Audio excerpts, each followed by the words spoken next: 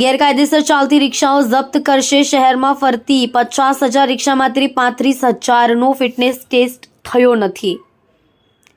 સુરત શહેરના માર્ગો પર 50,000 થી 55,000 ઓટો રિક્ષાઓ દોડે છે, પરંતુ તેમાંથી 35,000 જેટલી ઓટોનો ફિટનેસ ટેસ્ટ કરવામાં આવ્યો નથી। આ ઓટો રિક્ષાઓ મુસાફરોના જીવ જોખમમાં મૂકી રહી છે। હવે આરટીઓ આગામી 15 દિવસમાં રસ્તાઓ પર ચાલતી ગેરકાયદેસર રિક્ષા સામે ઝુંબેશ શરૂ કરશે। આવી ઓટો જપ્ત કરવામાં આવશે। સુરત આરટીઓમાં 1.10 લાખ ઓટો રિક્ષા નોંધાયેલી છે। મુસાફરો માટે ઉપયોગમાં લેવાતી ઓટો રિક્ષા માટે દર વર્ષે ફિટનેસ ટેસ્ટ કરાવવું ખૂબ જ અને પરમિટ મેળવવી પણ ફરજિયાત છે। આ ઉપરાંત સીએનજી ઓટોની સીએનજી કિટનું રીટેસ્ટિંગ પણ કરવું પડશે।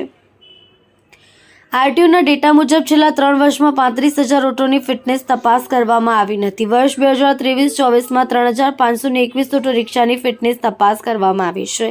22-23માં માત્ર 1,897 હતી। નવી ઓટો રિક્ષા માટે દર 2 વર્ષે ફિટનેસ ટેસ્ટ કરાવવું અને પરમિટ મેળવવી ફરજિયાત છે। ફિટનેસ અને પરમિટ મેળવવા માટે ઓટોમાં બ્રેક, હેડલાઇટ, મીટર, પીળા કલર બોર્ડ અને સીએનજી કિટનું ફરીથી પરીક્ષણ કરવું જરૂરી છે।